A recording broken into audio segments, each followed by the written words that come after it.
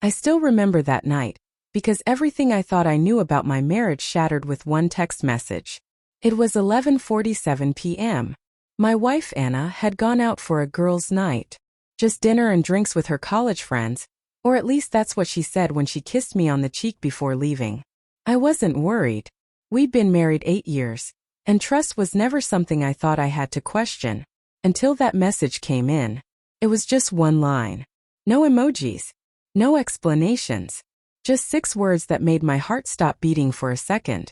I accidentally slept with my ex. First I thought it was a joke. I even smiled for a second waiting for the punchline. But it never came. The more I stared at those words, the more real they felt. My stomach turned, my hands started shaking, and this cold, heavy feeling spread through my chest. I typed back, "What do you mean?" But she didn't reply. 5 minutes. 10 minutes. Then an hour. Nothing. The clock hit 1 a.m. and she still wasn't home. I just sat there in the living room, lights dim, phone in hand, trying to make sense of what just happened. My mind kept replaying memories, her laughter, our last vacation, the way she'd look at me when she was proud of something I did. It all suddenly felt like lies. When I finally heard the sound of her car pulling into the driveway, my chest tightened. I didn't know what I was supposed to say, or if I even wanted to look at her. She walked in quietly, heels in her hand, makeup smudged. Her eyes met mine for half a second, then darted to the floor. "Hey," she whispered. I didn't answer. I just held up my phone. "You want to explain this?" She froze. For a long moment she didn't say anything. Then her lips trembled. It was a mistake, James. A mistake." My voice cracked. "You accidentally fell into your ex's bed? That kind of mistake." She started crying, but I couldn't feel sympathy. Not yet. She said she'd had too much to drink, that they ran into each other at the bar, that it just happened. But you know what the worst part was? She didn't even try to deny it. She wasn't caught. She confessed before I could find out. And somehow that made it worse. Like it was weighing on her so heavily she couldn't keep it inside for even one night. I remember asking, "Why him? Why now?" And she just said, "I don't know." That answer broke me more than anything else, because it meant there wasn't a reason I could fix. It wasn't about me or us. It was just something broken inside her that I couldn't reach. She slept in the guest room that night. I didn't sleep at all. I just sat on the couch, staring at the ceiling, trying to process what 8 years of love could mean if it ended with a single text. The next morning she came out with puffy eyes and whispered, "I'll move out if you want me to." But I didn't answer. Not because I didn't know what I wanted. I just didn't trust my emotions anymore. For the next few days the house was quiet. We'd cross paths in the hallway, say almost nothing.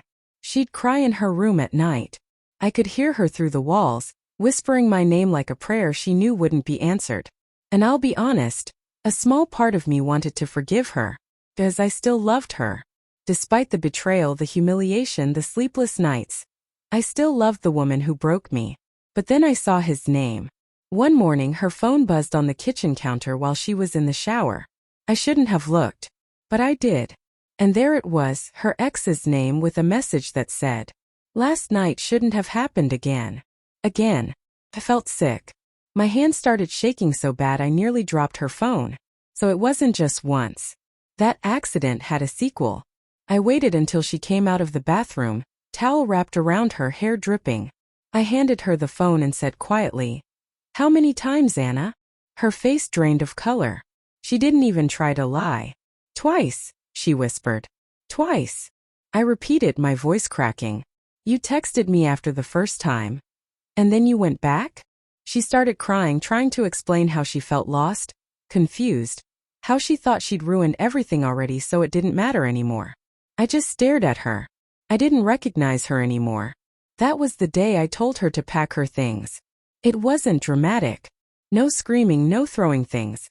Just quiet. Cold. Final. She begged me not to end it like that, said she'd do anything to fix it. But there are some things you can't fix. Some words or texts that you can't ever take back. I helped her carry her bags to the car. She looked at me one last time and said, "I'll never forgive myself." I just nodded and said, "Good. It's been 6 months now.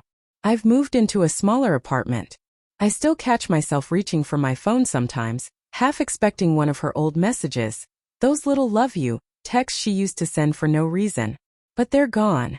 And honestly, I think that's okay. Because I'm finally learning that sometimes, closure isn't a conversation or an apology. Sometimes it's just silence, and learning to live with it.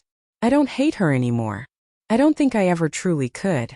But I don't miss her either. And that's how I know I'm healing.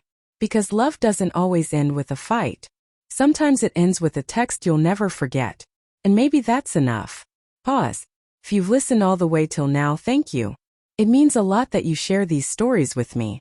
Every time you do, it makes the pain feel a little less heavy, like someone out there understands,